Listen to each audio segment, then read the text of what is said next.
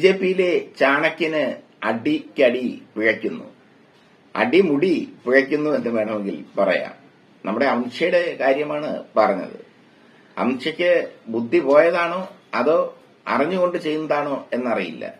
എന്തായാലും ഹരിയാനയിൽ ചെന്ന് മോദിക്ക് 18ന്റെ പണി കൊടുത്തു അംശ. ആ പണി മോദിയെ സംബന്ധിച്ചിടത്തോളം വലിയ തിരിച്ചടിയാവുകയും ചെയ്തു.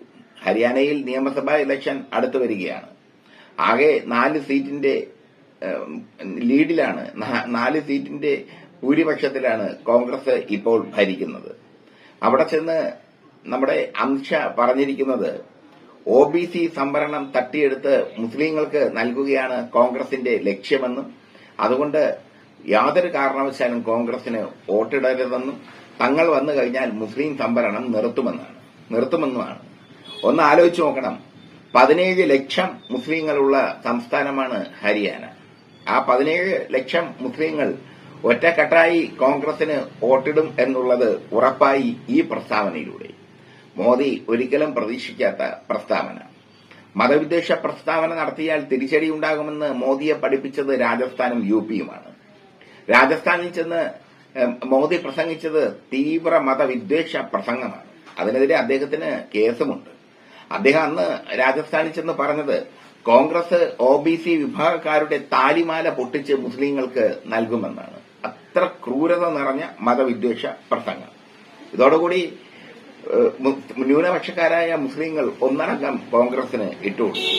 മാത്രമല്ല മോദി പറഞ്ഞു തങ്ങൾ അധികാരത്തിലെത്തിയാൽ മുസ്ലിങ്ങൾക്കുള്ള സംവരണം എടുത്തു കളയുമെന്നും കോൺഗ്രസ് അധികാരത്തിലെത്തിയാൽ OBCക്കാരുടെ സംവരണം പിടിച്ചുവാങ്ങി മുസ്ലിങ്ങൾക്ക് നൽകുമെന്നും മുസ്ലിങ്ങളെ പേരെടുത്ത് പറഞ്ഞു തന്നെ ഈ പ്രസംഗം നടത്തി. അതിന്റെ തിരിച്ചടിയാണ് UPയിലും രാജസ്ഥാനിലുമൊക്കെ മോദിക്ക് ലഭിച്ചത്. സംഘപരിവാർ മോദിയെ ഇക്കാര്യത്തിൽ തിരുത്തുകയും ചെയ്തു.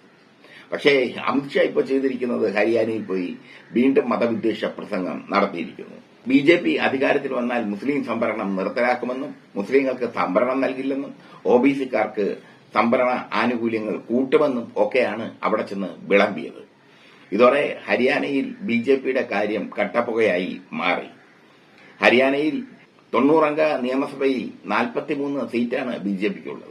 പിന്നെ ചില സഖ്യകക്ഷികളുടെ സഹായവും ഒക്കെ കൊണ്ടാണ് ഇതുവരെ ഭരിച്ചു പോയത്.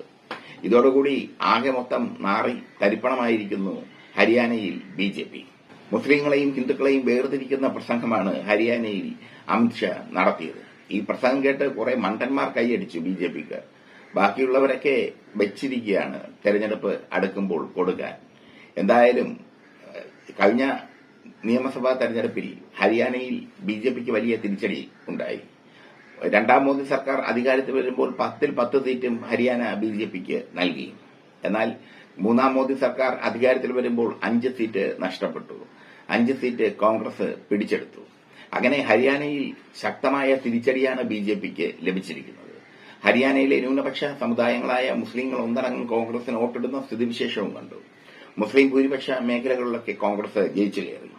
ഈ സാഹചര്യത്തിലാണ് അവിടുത്തെ ഹിന്ദുത്വ വോട്ടുകൾ നേടാൻ വേണ്ടി ഈ തരംതാണ പ്രസംഗം അമിത്ഷാ നടത്തിയത്. യഥാർത്ഥത്തിൽ മോദിക്ക് ഈ പ്രസംഗത്തോട് വലിയ എതിർപ്പുണ്ട്, സംഘപരിവാറിനും എതിർപ്പുണ്ട്. പക്ഷെ ചാണക്യനല്ലേ, എങ്ങനെ എതിർക്കും?